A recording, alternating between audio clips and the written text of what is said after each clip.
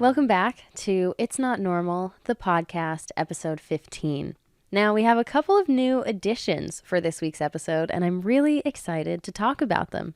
First and foremost, if you're watching, we've got a bit of a new podcast mic arm setup going on. This is a new situation that Brandon and I DIY'd just a couple of nights ago so that I don't have to hold the microphone anymore. I was getting a little annoyed with holding the microphone and it was right in my face.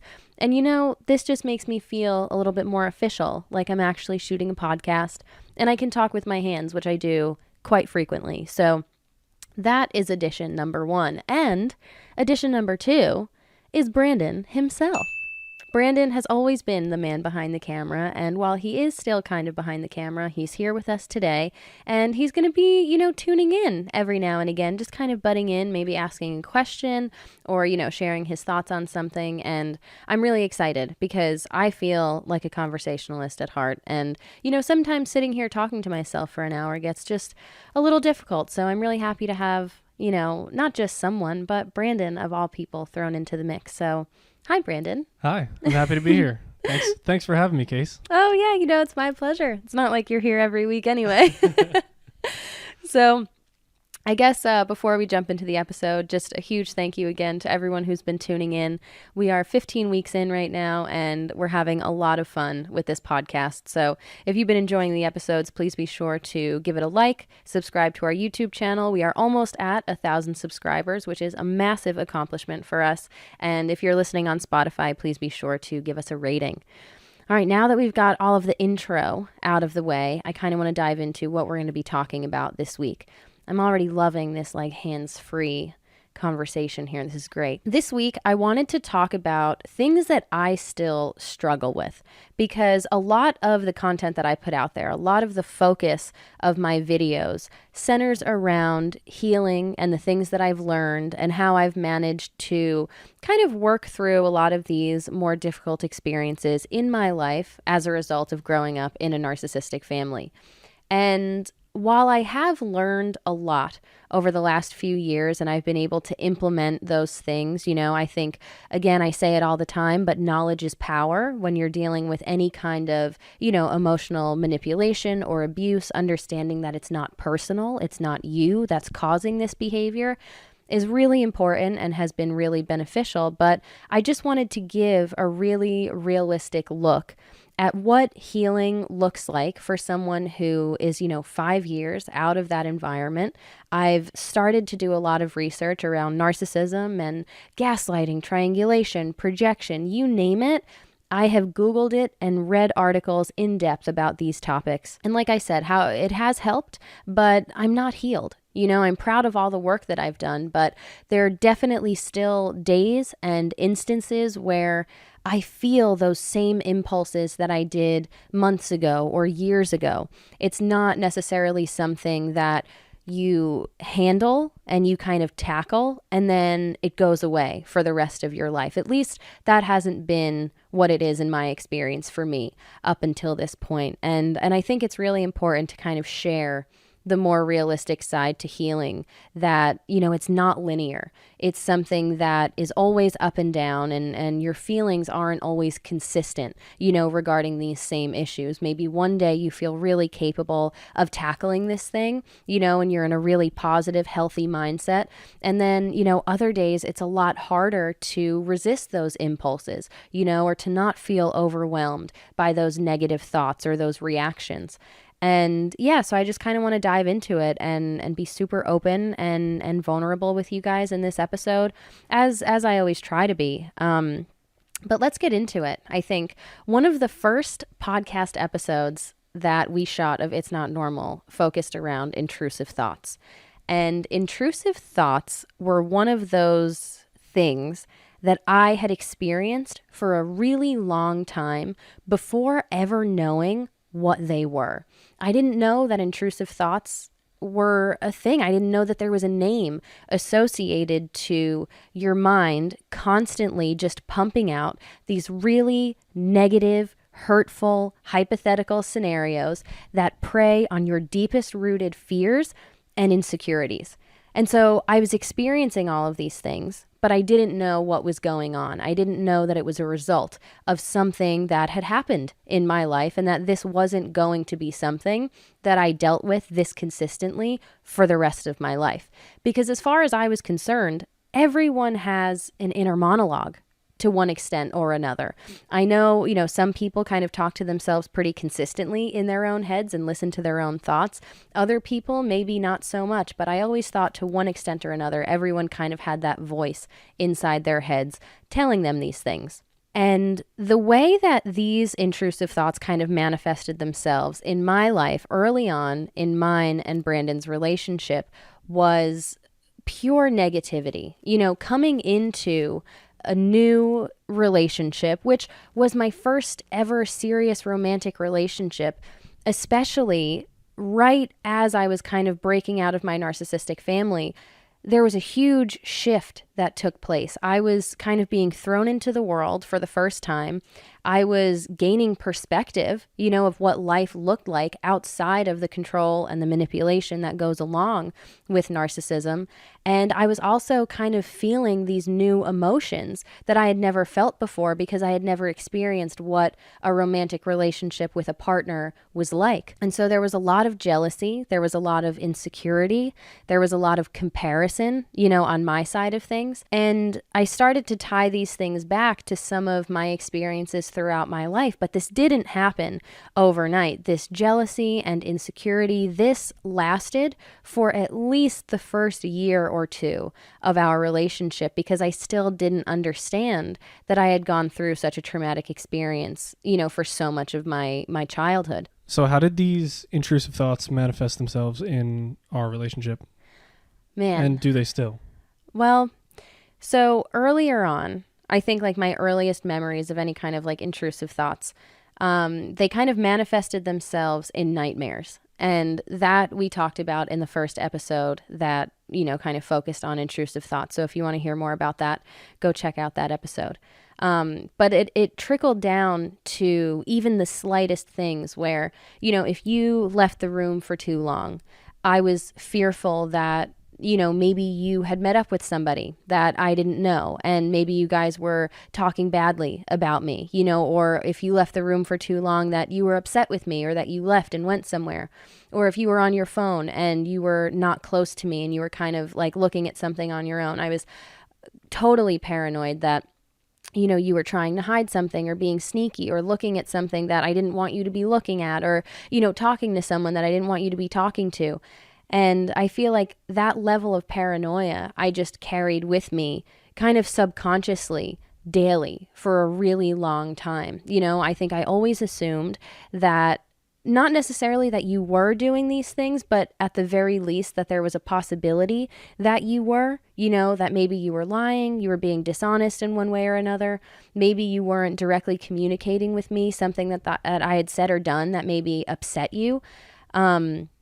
And so I would just kind of, especially talking about like that comparison and that insecurity, growing up in a narcissistic family, I think being valued more so for the things that you do and what you supply, right? And how well you kind of meet and exceed the expectations of your narcissistic parent, rather than just being loved for who you are. I think that leads to a lot of comparison, And so not only was I comparing, our relationship dynamic to maybe what I thought a relationship would be, which kind of ties back into the whole expectations thing, but I was comparing, myself to other people in your life. And, it was overwhelming. And I really didn't know where it was all coming from. I feel like it was that time in my life, those first probably 2 years of our relationship, that I was just completely overcome with emotion, and I didn't have any names for them yet. And I guess sort of from my point of view, it felt like the inability to earn your trust.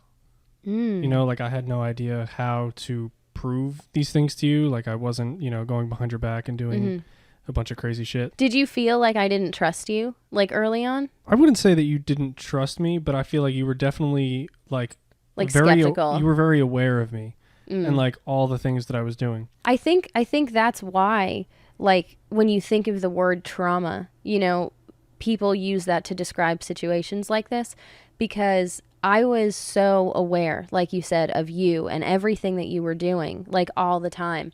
And I think it was just a matter of me being so defensive and on edge. I think it was almost like, so often people talk about these things that we do in these environments. They're methods of self-protection. And I think that's probably what it was, where like I had just experienced this really traumatic event with my family and, was now kind of everything else was like unraveling in terms of my thought process and what I thought my life was going to look like moving forward. And so I think coming off of that, especially at the hands of people who I had grown up, they were my parents, like I grew up around them. I trusted them. I loved them. Like I never thought of all the people in my life that they would ever do anything that hurtful to me. And so I think experiencing that just kind of subconsciously drove me to be extra hyper aware of everything that was going on and protect myself at all costs, where it's like not only did I know now that people in my life who were, super close to me were capable of doing those things, and it's like, if I can expect that from my parents, why shouldn't I expect that from you, who I've only known for, 5 or 6 months, like we're still getting to know each other. And that's why I said, not necessarily that you were doing those things, but there's at least a possibility that you were. I think having that, or I guess thinking in that way, was a way of me protecting myself, like looking back. Because it's like, if I'm suspecting these things already, I can start to like run through these scenarios in my mind and like mentally prepare for how I'm going to feel if this does actually end up being true. Right. And like, I think I was doing all of that without trying. It was just like these scenarios were like always playing in my head over and over again. But, I think a healthy way to look at this is more so to not blindly trust, but to trust the world and to, see the actions, know, like really recognize how people treat you. Right. And then base your actions on that. Yeah. And that's like, I think that's why it's so clear that like we're 5 years into our relationship right now. And like, you've never done any of those things or thought about doing any of those things that I was always so terrified of. I think it's also important to add that a lot of people aren't like this. Yeah. A lot of people aren't narcissists that like, don't care about your feelings and that are going to manipulate you and try to weaponize your empathy. And let me tell you, I haven't ever experienced any of the stuff that you've experienced. So, and I think something that was beneficial for us also was communicating directly with one another, because like looking back, I can see that I was kind of projecting this toxicity and this really unhealthy behavior that I had experienced from other people onto you and onto our relationship, even though it wasn't grounded in any of your own behavior, you know? I think it's also important to realize that like we are extremely vulnerable with each other. Yeah. And I think that's where a lot of this healing comes from, like Absolutely. the ability to be completely vulnerable to your feelings and how you feel in the moment. And like, even if it's not something that I want to hear, like, oh, you think that I'm like doing this or doing that. Right. Like, I don't want to hear that, because I'm not, and I think it's just about being vulnerable and like understanding that your feelings are valid no matter what they are. Right. They can't be wrong. You're not wrong for feeling any way. It's just a matter of like doing that in a healthy way and communicating. Right, communicating. And that I think is one of the biggest differences, like in our relationship and, in my relationship with my parents. I think direct communication where, I can say to you like, hey, I feel a little insecure because I feel like when you do this, maybe you're doing this. And like, this and doesn't make me right. I understand that, which is hugely important, to be in a relationship with someone who's receptive to that, even though, there's no reason for me to think that you would do those things. And I have no evidence that you were. It's just a thought in my own head because of things that I've experienced in my own life. It's quite literally a trauma response. And knowing that I can go to you and say like, this is how I'm feeling, and to know that you are not going to make me feel like the way that I feel is wrong or bad. I think that in turn kind of encourages me to look at this as a feeling, which is passing, it's fleeting. It's not something like who I am. It's not intrinsic to my nature. It's just, I have to heal from this. And if I can develop that self-awareness to now understand, like, okay, this is what this is where it comes from, and this is a negative behavior. I don't want to continue to carry this with me. I have to have a willingness to change and to work on those things for the betterment of myself and in turn, our relationship. Right. And I think something else that I've expressed to you is that you deserve those kind gestures. You know, you have proven to be a loyal and wonderful human being in my life, obviously, right? And, you know, you deserve that. And, you know, asking for help and being vulnerable is totally something that you deserve. And I feel like you get that, you know? Yeah. Right. Well, it's funny because that was another one of the points that I kind of wanted to hit on. I have a really hard time asking for help and accepting kind gestures because, one, I guess when it comes to like asking for help, I don't always feel, I don't want to be annoying. You know, I don't ever want to come across as too needy. And accepting kind gestures, I think when you are on the receiving end of something positive and, you know, a kind gesture, and then someone uses that in the future to kind of dangle in front of you where it's like, hey, I did this thing for you, now you owe me something of kind of equal or greater value, or to use it as like a bargaining chip, you know what I mean? Where it's like, I did this thing for you, so you should help me out here.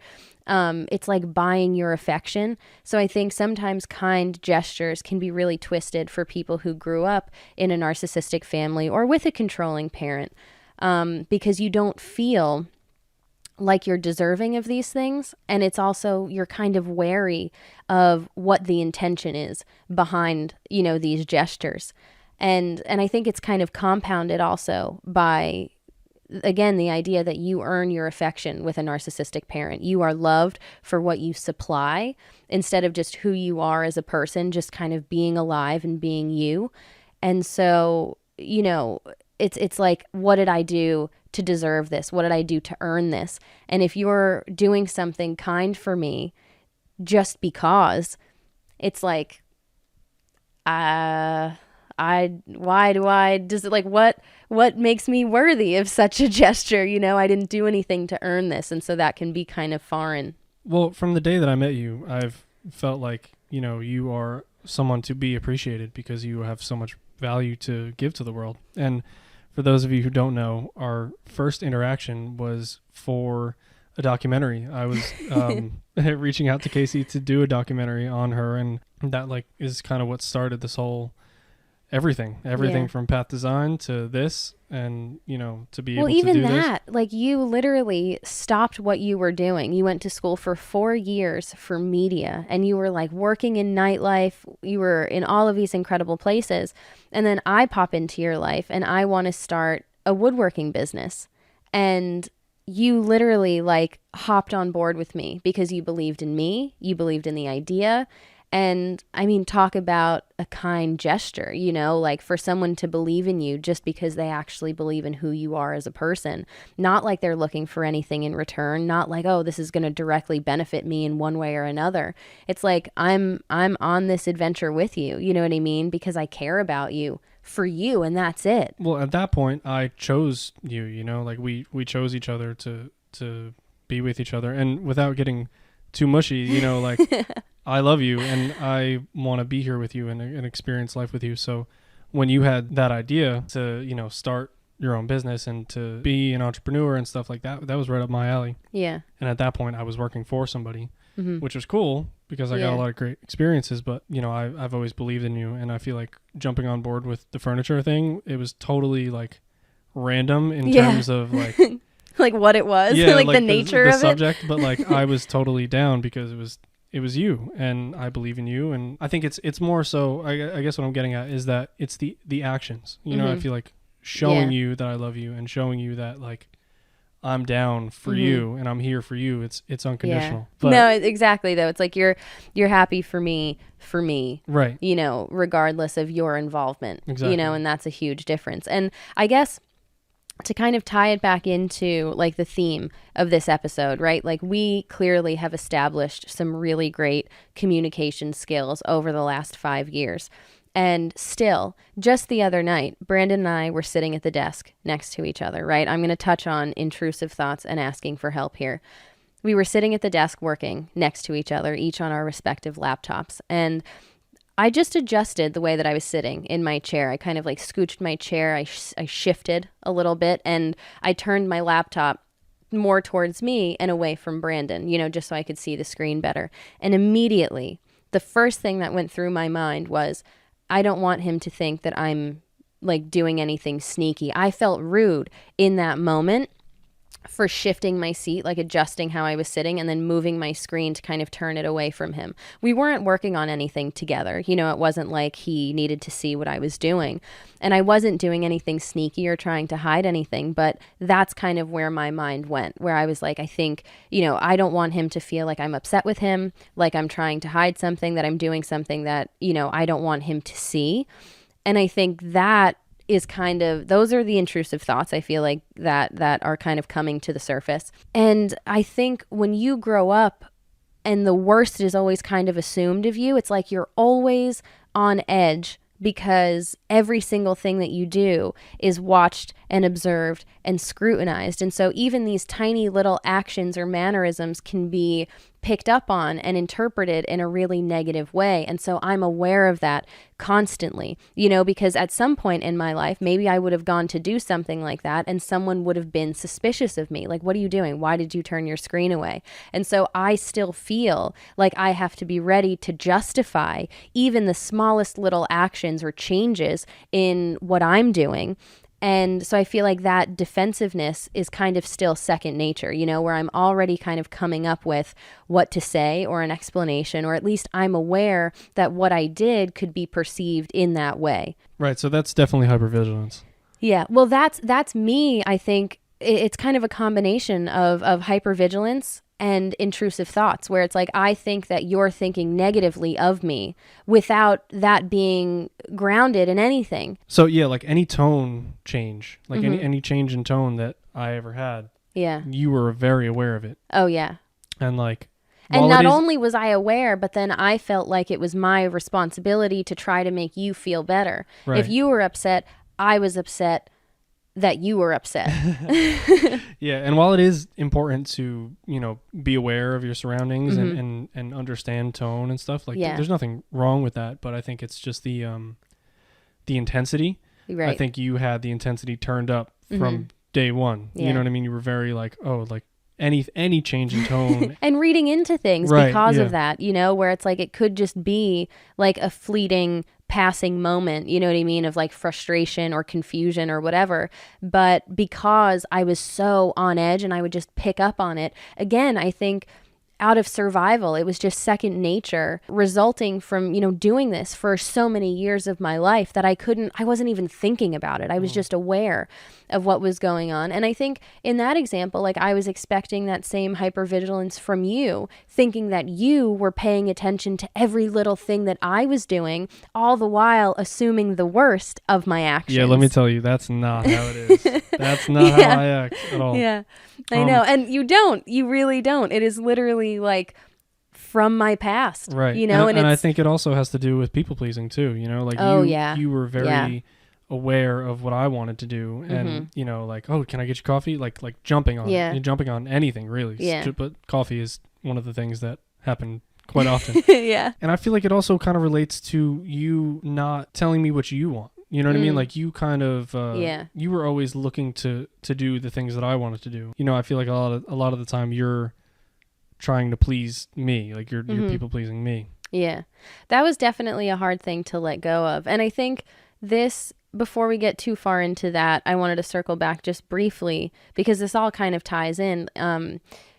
Again, having 5 years of experience in a relationship with you and still sitting at the desk following that, just turning the screen away.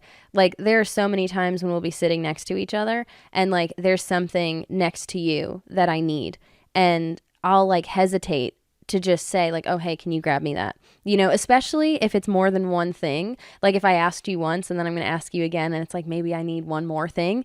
It's like, I am always aware. It's like, I don't want to ask for too much. I don't want to be annoying. You know what I mean? And so there are times when I will literally just like reach over you to grab something or get up and, you know, go do something else and then grab the thing on the way back or just not ask for it. And I like, it is not grounded in your behavior in any way, shape, or form. Even when I do these things, a lot of the time Brandon will say like, I'm right here. Like you could just, you know, you could ask me to get it for you.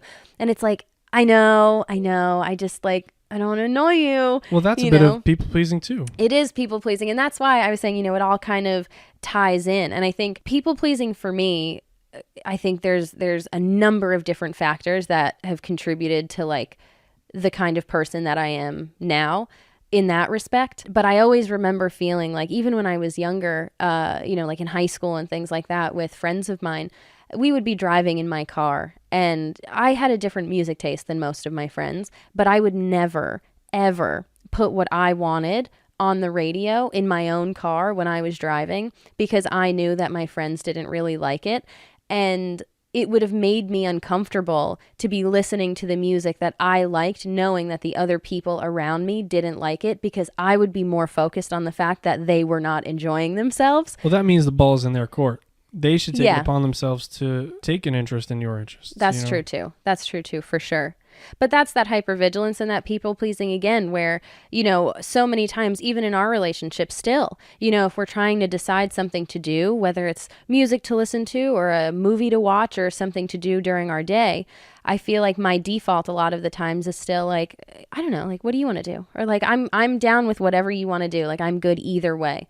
And I think that, again, just results from so many years of suppressing my own emotions and wants and needs, not fully having the opportunity to understand yet who I am as a person and kind of experiment and try to listen to all these different genres of music and see what I like, or these movies.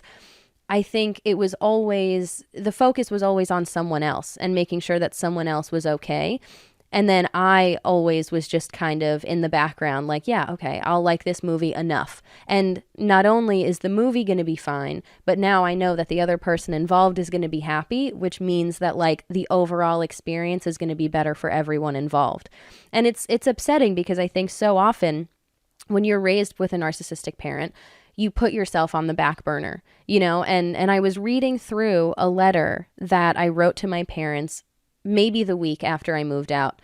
And it was the first time that I read it in years, probably at this point. And in it, I was shocked, honestly, at the language that I was using. I was saying things like, you know, I am your kid, but I'm also my own person. I'm an individual. You know, I'm capable of being independent. I am independent. All I'm asking for is my freedom. That was kind of the overall tone of this letter. And I think that feeds into all of this, you know, where you feel like your needs and wants are secondary because you are existing, or you existed for so long as an extension of someone else, that prioritizing yourself almost feels guilty. And it's completely foreign to recognize like, oh, I am an autonomous being. Like, I am an individual. I don't have to ask for my freedom. Yeah, I think exactly that's exactly what I was going to say. Like, you shouldn't be asking for your freedom, especially at 22 years old. Yeah. You know, there should be some sort of respect there, some sort of boundary, you know, as you start to get older. I mean, you're moving into your 20s. You know what I mean? You're almost in your mid 20s at that point. Yeah. Like, there's definitely a big difference between 17, 18, like, okay, I'm a new adult, to like 22 years old and like full-time job. Yeah. There's like a level of respect, I think, that parents have to have with their kids, you know, as they move into adulthood, to help them navigate that relationship where they view them as their own people, you know, who you need to give them the freedom and the space to make their own decisions and their own mistakes, because that's how they're going to learn a lot in life. And not only that, you have to establish a healthy, open line of communication where if they do make a mistake and they're uncomfortable or they're uncertain, they can go to you and talk to you about it without fear of judgment or, being told, I told you so, and rubbing it in your face, This comes back to being vulnerable. Right. Right. Like you should feel okay with being vulnerable with the people in your life, whether that is your parents, whether it's your brother or sister, or anybody, uncle, grandma, whatever. Like you should feel okay with being vulnerable with those people. They should have been able to express that in a more healthy way. And I feel like you explicitly asked them to, hey, like, let's talk. What's wrong? You know? And I think that's where they went wrong, where there's just I wanted a resolution. And I feel like a lot of kids in this situation want resolutions. I don't think any kid grows up wanting to have a damaged relationship with their parents. But I think for so many of us who make the decision to go no contact, it's a result of realizing that you're one half of an equation. And if the other side is not willing to put in any time or effort to, take responsibility, to understand what their part was in all of it, then there's really nothing more you can do. And it was funny that you said about being vulnerable, and being able to like talk to people. The other night so Brandon and I, we have, like most people, I'm sure, like a little garbage can in our bathroom. And quite frequently, I'll dump my teacup in there if I'm like going to refill it or whatever, and I drop my tea bag in the garbage can, and it has like one of those, plastic bags in it. And so I drop it from quite a high distance. And the other night, Brandon saw it, and like the bag, we've been stretching the life of this bag because we only have a couple left.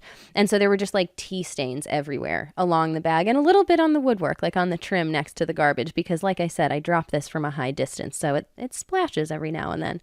And he was like, oh, like, can you just try to be a little bit more like cautious of that or like aware of that? And my immediate reaction was to be defensive. I felt defensive as soon as he said that. Like I was upset at the fact that he brought that up because I felt like he was mad at me, like it was a personal attack on me. And I think this is one of the interesting parts of like the healing journey also, because for me, like I said, I am not healed. I don't think there will ever be a day when I am healed and I don't think of something related to, my experiences growing up. And that's fine. For me, I think I measure progress in the distance between incidents, where if I react negatively to something, in a way that I'm not proud of, once a month, and then it's maybe once every 3 months, and then it's once every 6 months, the distance gets larger. And I also am able to kind of have that awareness more so in the moment. It's like closing the gap between the incident and me being able to look at it objectively. And so in the moment the other night, after I immediately got defensive and I was upset that he said anything negative towards me, I thought to myself, okay, wait a minute. He's not mad at me. He's not yelling at me. He's not attacking who I am as a person. There's no need for me to get defensive. It's not like he's saying this and he's telling me, oh, you're a slob and you're a messy person. I can't believe you would do this. And if you don't do this again, then I'm going to be so upset with you. None of that. It was so polite. It was a very reasonable thing for him to ask. And I realized in that moment that the right thing to do as a partner is to be accommodating and to respect his direct communication. And this is a very reasonable thing that he's asking. And so I was able to kind of like let go of that defensiveness and not feel upset anymore, because I was able to recognize like I'm still in a very safe environment. And so I was like, yeah, sure. Like I'll definitely be more aware of that. And moving forward, I will be, because I love him and I want to accommodate his needs. And I also want him to know that him making a comment about something that I'm doing is not immediately going to result in my defensiveness. But it still was my first reaction. But, I think a lot of that defensiveness comes not only from, always being on edge and never wanting to stir the pot, even in the slightest, knowing that something as small as that could trigger a really negative emotional reaction. But I think it's also a result of being so hypercritical of myself. And I think so many people experience that when you're raised with a narcissistic parent, because you're always, like I said, everything that you do is scrutinized. And so you never want to put anything out into the world unless it's just right. And so you're so aware of your own behavior and the words that you're using and the tone. And if you ever do anything that results in something negative, whether it's, a bad grade in school or you upset your parent, whatever kind of failure, you're so critical of yourself because it's like, I've already put so much thought into this. How could it still be wrong? Do you still feel hypercritical in the moment? Yeah, totally. I think, one of the things that I've been wanting to do, even online on TikTok, is post more videos. Like, we're doing this whole shampoo diaries series now because so many people are curious about shampoo, as am I. And so it's a little bit more like vlog style, which I love watching vlogs, and I've always wanted to make more vlog style videos.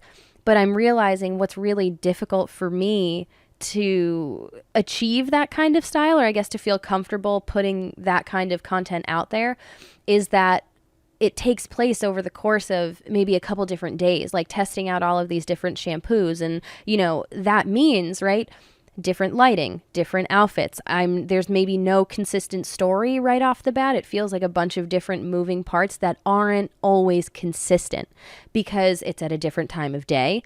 I'm wearing something different. Maybe the background is different, and all of those differences, I guess for me, consistency feels like closer to perfection, right? That's, again, this whole perfectionism thing.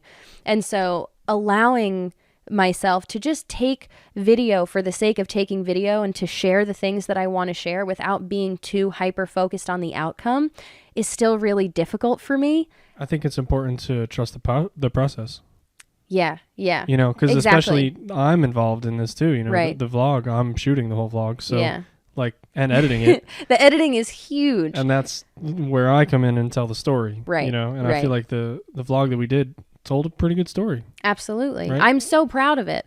And when I see that, it's a matter of practice, I think. And that's something that I say to myself a lot, allow yourself to practice, not produce. But it ties into perfectionism also, where it's like, I want not just the finished product, right? I want every clip to be perfect. And it's that focus on the outcome rather than the process. Well, what is perfect? Exactly. Perfect is subjective. Exactly. Is entirely subjective. And I think for me, it's consistency. It's, saying everything exactly the right way, as concise and clearly as you can. Having good lighting, having good audio, just the highest performance objectively, I think, is what I always associated with perfection, probably as a result of, school and just, being involved in different competitions or whatever. I think a lot of I feel a bit of that too, because I know that you remember in the beginning of the It's Not Normal podcast, when we first started this, I was super concerned about how to make this work and how to make it correct, because, I think going to school for media for 4 years and, having shot so many things and knowing so much, all the stuff that I've learned in the past few years, it's important for me to start off with a quality product, Right. And right. I feel horrible when color is off. Yeah. If I post a video, I'm like, man, this doesn't look like the other ones. I feel like there's so many things that I check. So I think it's important to know that everybody wants to achieve anybody that's trying to put out a product, you want to achieve some sort of perfection, whatever that means. Yeah. But knowing when to let go, I think is even more important. It's kind of what you're talking about. Is nothing is perfect. Nothing is top tier. Even I've seen some really high end brands ads that were shit. You know what I mean?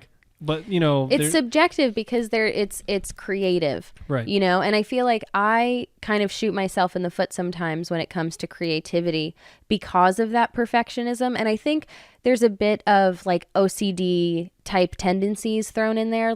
I have a really hard time posting a photo if the horizon line is not straight. If there are vertical lines going in the photo and they're not parallel to the actual end of the photo, there have been many times where I just don't post it, even if it's a really great photo, because I'm this is so distracting. This is bad. Well, I think this is a good time to mention, your painting. Yeah, totally. Your painting series. And well, yeah. how you basically told me that you don't want to do it if it's not good. Well, Which is like, that's when the whole practice ideology, practice not produce. Not practice, not produce. Like it's not for anybody. And I think that's how I feel about music. When I make stuff, it's like by definition producing, but it's like I'm just practicing. I'm just having fun. Right. And like I think that's how we need to think about any sort of creative endeavor, you're just practicing. It's a great mindset. You go back and you look at people like Cody Co. We were big fans of Cody Co. Shout out Cody Co. And Kelsey, of Insanely course. Chill, Circle Time, Kelsey. Congrats on baby Otis. Yeah. By the way, loving it. All that, like, you look back at their old videos and like, he's just chilling in his kitchen.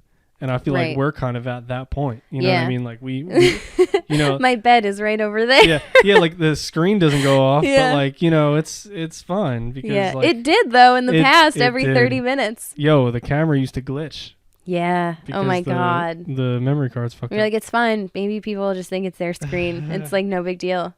But it's true. I think perfectionism can really kind of cripple you in a creative sense.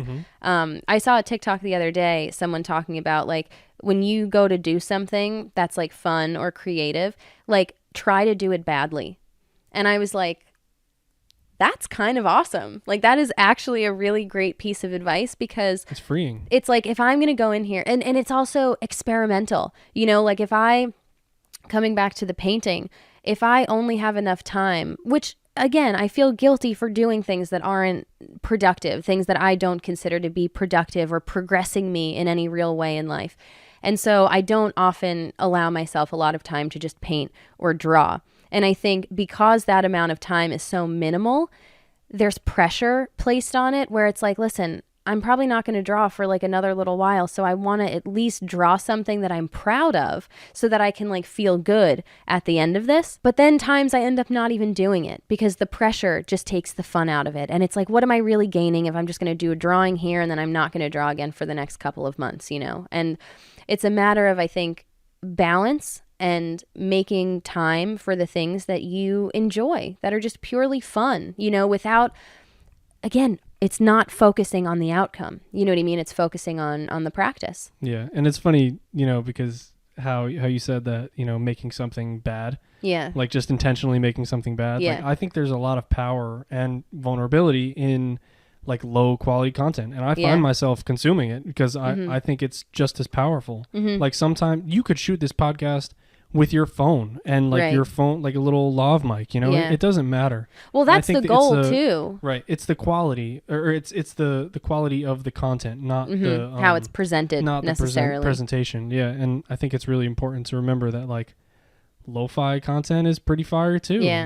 Well, even with a painting or a drawing, like if I were to do something more abstract or like outside of my comfort zone and the proportions aren't exactly right or whatever, maybe that would make it more artistic. And it's like my interpretation of whatever it is that I'm doing, whether it's information and conversation or a painting or a drawing, my interpretation of that is what feeds the artistry. You know what I mean? That is what makes it individual to me. Right. And it's your ability to connect with your audience. Yeah. And I think that even with the car videos, and like that's vulnerability. That's just shot on your phone in the car, yeah. In the truck where, you're just chilling in the truck. Well, I think it's a matter of being authentic. And I feel like that's part of why I'm so excited to be talking about all of these things, because I think social media in general, it's such a strange time for humanity, I guess, like to think that kids are growing up with social media and smartphones and things like that. The expectations for art or yoga, even one of my New Year's resolutions was to kind of get back into yoga, and I really haven't done that. At the height of it, I was probably going like twice a week to a yoga class not far from where I lived, which I really enjoyed, and then that kind of fell off because they moved studios. And then I just stopped prioritizing it. It was completely my fault. But that was one of my resolutions. And so naturally on TikTok and Instagram, I started following a handful of yoga people, to see their flows and to kind of get inspiration. But then you see them pop up and they're just doing all of these incredible things because they've been doing it for years. And it's like, am I ever gonna be there. You know what I mean? Like there's such a divide between like where I'm at and where I want to be, that closing that gap feels almost impossible and pointless, where it's like I'm not even gonna do this because like it requires so much time that I don't have. And it's recognizing, I think, the value in consistency. You know what I mean? And focusing again more on the process and allowing yourself to practice than being so focused on the outcome. I think that's hugely important, you know, and in sharing that, I hope that I'm conveying authenticity, because I think that that is what social media in general lacks so much and always has, you know what I mean? And I think it's only getting increasingly worse, where the things that people are putting out, you know, even I remember being in like high school and college, and you would see, you know, people that were going somewhere just for the photo, you know what I mean? Or like buying something and wearing it just to show off to other people that they were wearing it and that they had bought it. And it's like, are you really enjoying being in that place? You know what I mean? Are you enjoying the process? Are you doing this for you? Does it make you feel good? Or do you just want to portray a certain version of your life that's actually different than reality? You know, and I think, again, closing that gap between like what we put out and what our lives actually look like is really important to do as creators. I feel like it's a responsibility for anyone who's, you know, putting anything out there into the world, is to show both sides of it, you know? Yeah, you can post a really cool edited aesthetic photo if you were in a place that you really enjoyed, but don't go there just for the sake of doing that and pretend like, you know, you had a great time or whatever, you know. The days of doing it for the gram are over. Yeah, exactly. You have to do it for yourself. And then secondary, it's like, if you want to share this with other people, go ahead and do it, you know. And I think that's a lot of what we've done with Path. Yeah. You know, like For those of you who don't know, Path Design is mine and Brandon's furniture business. Go to check it out at Path Design Co. Sorry. I mean, we put our heart and soul into that, and that was us. And I feel like a lot of people bought the furniture that we made because it was from us. And I feel like you really conveyed like your authenticity. You know, your authentic self. And you've always been the face behind the brand or whatever. And the man behind the camera. Yeah, I just do the SEO stuff, you know. Equally as important. Yeah. Google sees us because of me. Yeah. But yeah, I mean, I guess I don't know. I feel like we've talked about a lot of really good stuff this episode. I have personally thoroughly enjoyed having you on. Obviously you're always here, but I feel like having you kind of contribute to the conversation has been really beneficial and enjoyable for me, and I'm sure for everyone listening also. Cool. Yeah. I'm happy to be here. Because you are like the other half of this story. You know, Brandon and I think really complement each other in the things that we're interested in and kind of the ways that our minds work. And he's been hugely helpful for me in healing, you know, in being such a patient and understanding partner, in introducing me to direct communication. And, you know, I understand now that it's okay to admit my faults, that it's not going to be weaponized against me. I can apologize. You know, I'm only human and I'm flawed, but that's okay. I am still worthy of receiving love. And I don't know. I really enjoyed this episode. This might be my favorite one so far. So thank you so much. I might be appearing in some more episodes, I guess. Yeah. But if you guys enjoyed this, please in the comments just like let me know, because I would love to just like have Brandon on more often. Yeah, I think as like my role in my life has always kind of been, you know, like pseudo therapist to a lot of people in my life. And, you know, meeting you and the way that you've been raised and all these things that have kind of like happened to you kind of changed the way that I see the world a bit too. You know, I just want to see you do well in life because I believe in you and all the mushy shit that I was saying before. You know, I want to see you do well and I want you to be able to heal. So if I have to be your pseudo therapist as well, then I will be, because I believe in you and I want to see you do good. So thank you. Yeah, I'm happy to be here. I'm happy to Did you enjoy this? Was this fun? Hell yeah, I did. Yeah? This is fun. This is totally cool. Awesome. I really enjoyed it. It was so much fun. I always have stuff to say. Yeah. You know, and I always want to jump in, but like, you know, you're the star of the show here, so I don't want to jump in. Listen. And I feel like that's another thing. Like I always wanted to leave you room to figure this shit out on your own, because like you have to figure. I can't figure shit out for you. Right. Like I can only be like, I can only ask you questions that you can answer yourself. Mm-hmm. You know what I mean? Like, I can kind of guide you in that direction. And I feel like that's always kind of what I've done. I've never like told you how to feel. Yeah. I've never like given you like, again, massive difference. Direction. Like, it's more just like about you figuring it out. And like, I'm here to support you in that journey. And for anybody that's listening, definitely really important to have a support system, because I mean, even me getting through a lot of the shit that we had to deal with at at some point, and like, I wouldn't have been able to really understand it without you. And I think we really play on each other. So be patient with one another. Find somebody in this life that you can be vulnerable with, and just truly share this life with somebody, because it's so much better with support. I completely agree. I think that's a great way to wrap it up. Well, again, thank you so much. I had so much fun kind of bouncing things off of you this episode, and I'm sure this won't be the last one. So again, before we kind of sign off, if you enjoyed this episode, please be sure to like our video and subscribe to our YouTube channel. 1,000 subscribers is a huge kind of milestone for us, and we're almost there. Every little bit of support really goes a long way. If you enjoyed Brandon popping in on this episode, let us know in the comments. That will absolutely dictate what we do moving forward.